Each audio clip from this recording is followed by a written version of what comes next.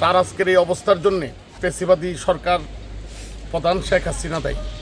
কারণ ওনাকে বিনা চিকিৎসায় কারাগারে একটি মিথ্যা মামলায় বন্দি রেখে তাকে আজকের এই অবস্থানের দিকে ঠেলে দিয়ে আমরা দেশবাসীর কাছে সকলের কাছে দাবি জানাই, সবাই দোয়া করবেন আমাদের নেত্রী এই বাংলাদেশের স্বাধীনতা অক্ষুণ্ণ রাখার জন্যে, বাংলাদেশের গণতন্ত্রকে পুনরুদ্ধারের জন্যে আমৃত্যু তিনি আজীবন তিনি সংগ্রাম করেছেন।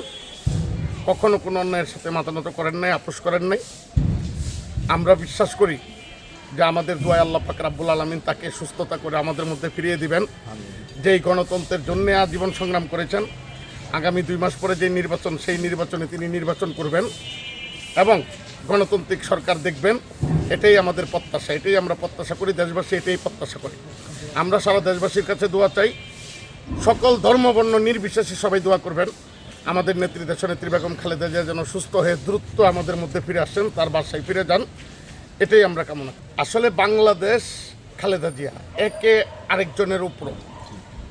খালেদা জিয়ার না থাকা বাংলাদেশের জন্য, বাংলাদেশের স্বাধীনতার জন্য আমাদের পার্শ্ববর্তী যে রাষ্ট্র ভারত, তাদের জন্য বিরাট একটা সুযোগ হিসেবে মনে হয় আমার। খালেদা জিয়া এই অপূর্ণতা, খালেদা জিয়া যদি না থাকেন বাংলাদেশের এই ঘাটতি কখনো বাংলাদেশ পূরণ করতে পারবে না। আরেকজন খালেদা জিয়া কখনো বাংলাদেশে ফিরে আসবে না। বাংলাদেশ যতদিন থাকবে, দেশ যতদিন থাকবে, ততদিন মানুষ খালেদা জিয়ার অভাব অনুভব করবে।